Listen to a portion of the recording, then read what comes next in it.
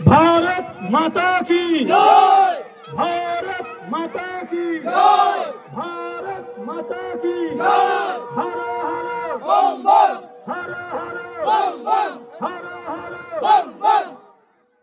आज कुमारी पूजा, এই কুমারী পূজার মাধ্যমে আমরা সমাজকে যে বার্তা দিতে চলেছি, বর্তমানে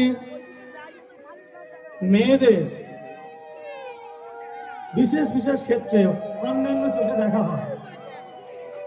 আমাদের মনীষীরা যারা ছিলেন সেখান থেকে বর্তমান পর্যন্ত আমাদের হিন্দু ধর্মে মেয়েদেরকে শক্তি স্বরূপা, দুর্গা, লক্ষ্মী ইত্যাদি নামে তাদেরকে অভিভূত করা হয়, কিন্তু বাস্তবে তারা এই সম্মান পায় না।